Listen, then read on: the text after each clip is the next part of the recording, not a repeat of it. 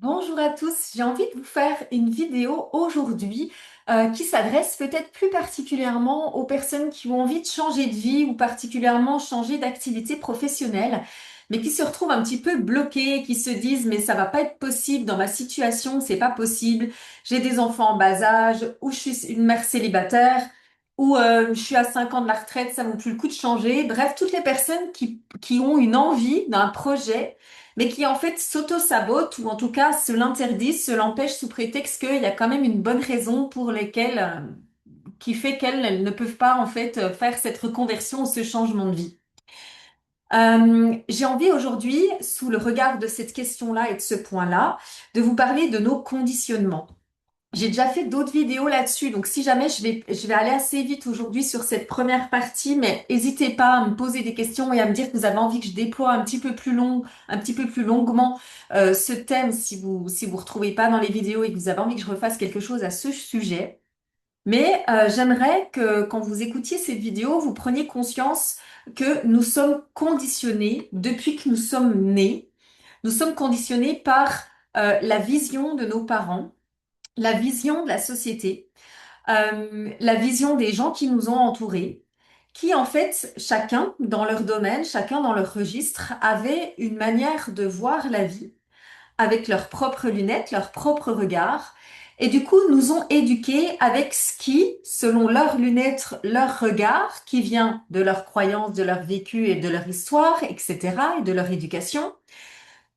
Donc, ils nous ont éduqués avec leurs croyances, leurs regards, etc., en fonction de ce qui était juste pour eux. Et donc, ce qui était juste pour eux, de nous enseigner.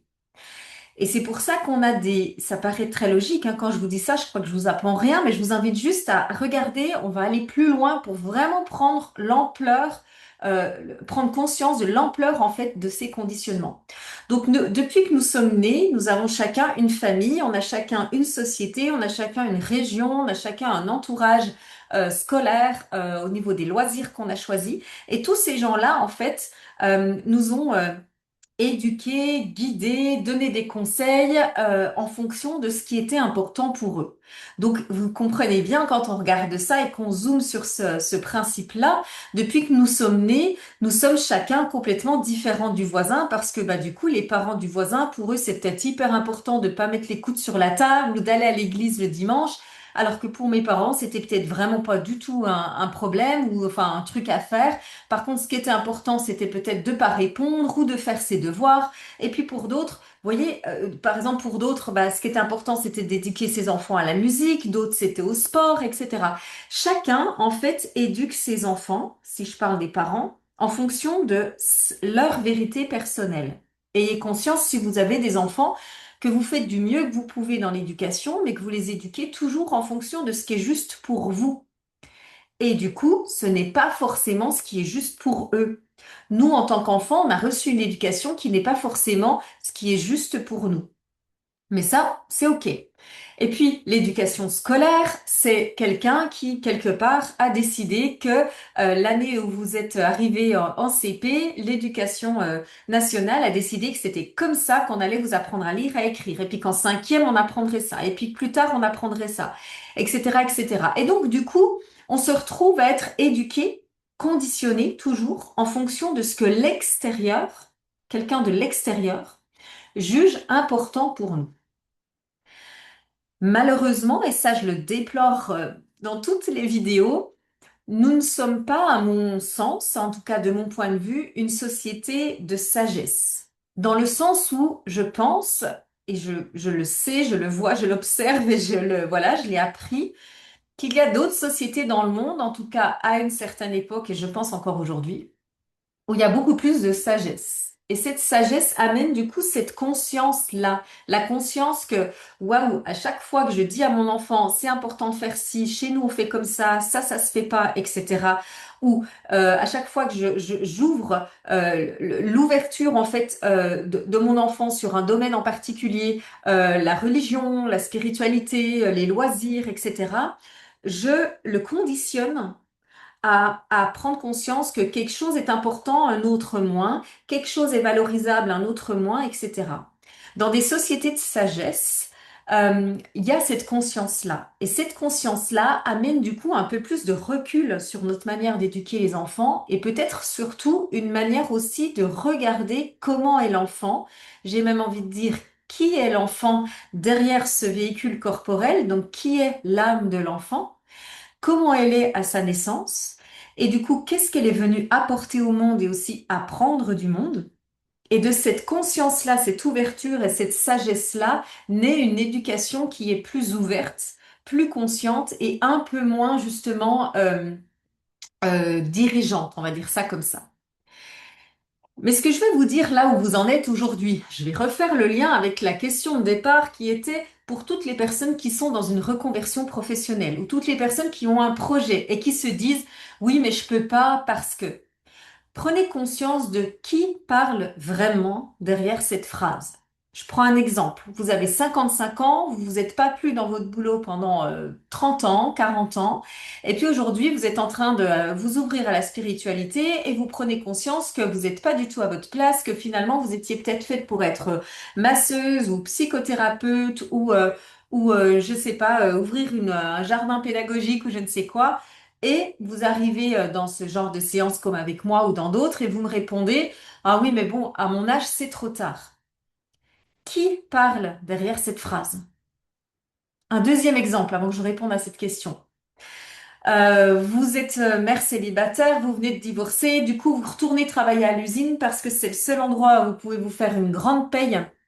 Si vous habitez comme moi dans la région vers la Suisse, il y a beaucoup de gens qui vont à l'usine pour se faire du coup des payes qui soient vraiment plus belles que ce qu'on peut avoir en France quand on travaille à l'usine. Donc vous vous faites une belle paye.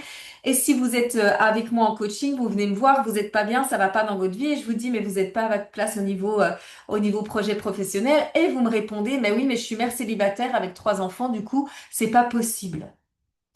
Qui parle derrière cette phrase? Ce qui parle derrière cette phrase, c'est jamais vous, et c'est encore moins votre âme. La personne ou les personnes qui parlent derrière cette phrase, c'est ceux qui vous ont éduqué. Vos parents, vos grands-parents, votre entourage, la société, etc.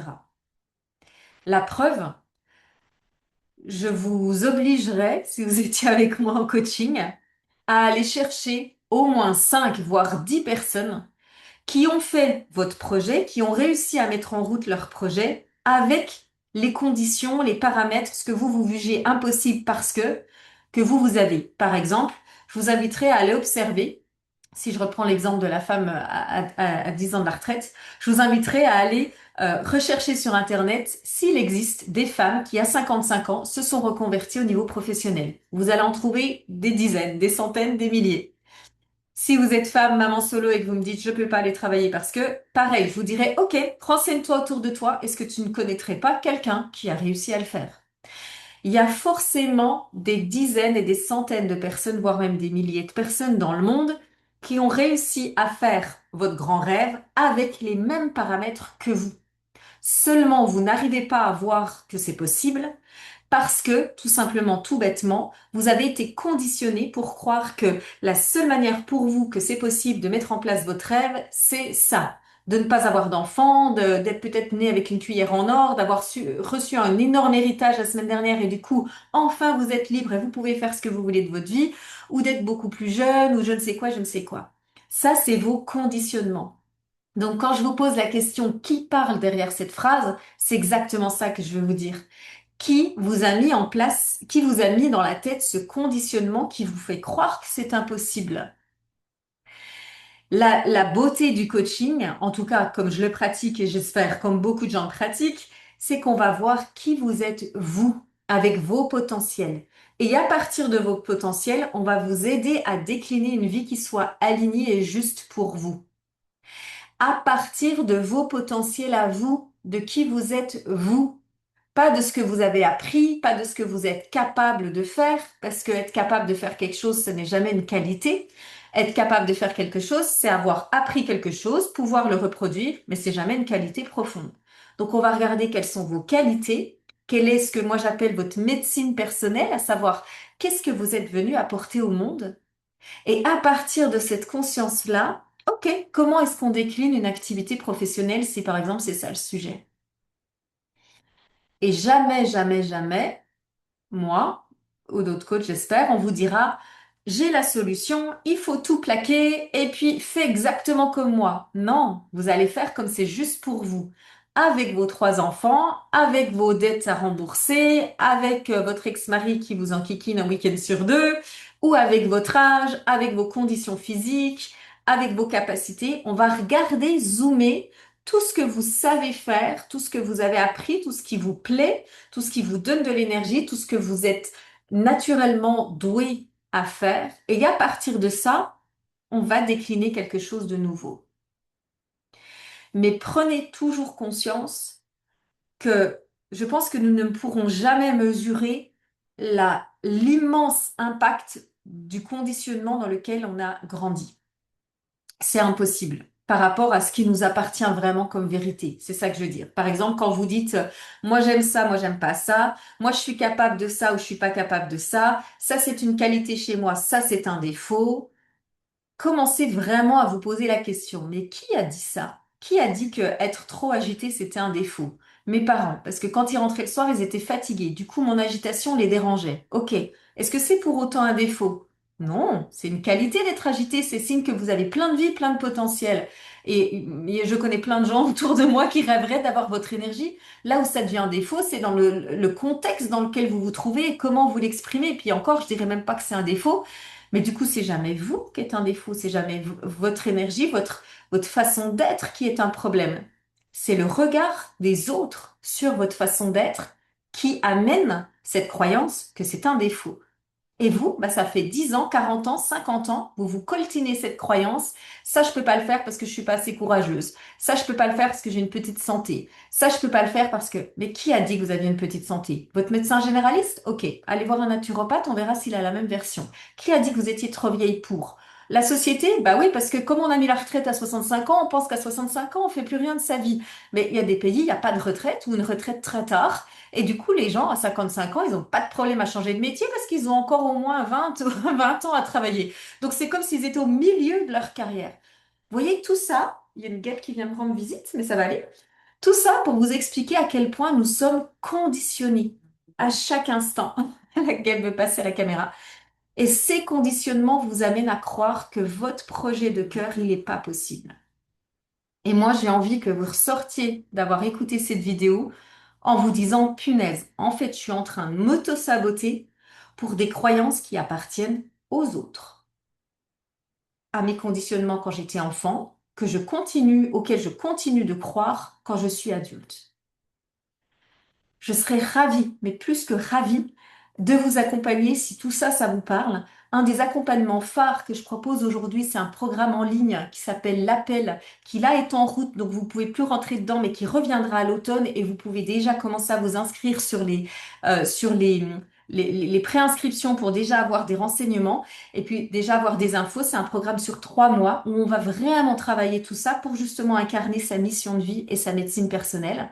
Et il y a aussi, bien sûr, toujours les séances individuelles, notamment avec l'astrologie Maya, qui me permet d'aller voir qui vous êtes en tant qu'âme incarnée sur Terre et du coup, quels sont vos talents, vos potentiels et en quoi ce que vous êtes n'est jamais, jamais, jamais un défaut. Et que à tout âge, avec toutes les caractéristiques que vous avez, vous, et tout ce que vous avez déjà dans votre vie, par exemple les enfants, le boulot, les dettes ou je sais pas quoi, avec tout ça, vous êtes exactement à la bonne place et on va aller observer, mais qu'est-ce que la vie veut me faire vivre ou créer à partir de cette vie-là qui est déjà en route. Ça, c'est la beauté des séances avec l'astrologie Maya qui permet d'aller voir vraiment qui vous êtes vous et non pas la personne qui a été conditionnée depuis l'enfance et qui croit qu'elle est comme ceci, comme cela, alors qu'en fait, pas du tout. C'était le point de vue extérieur, le jugement des autres extérieurs.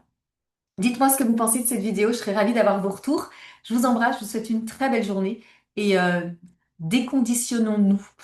Ce sera le mot de la fin.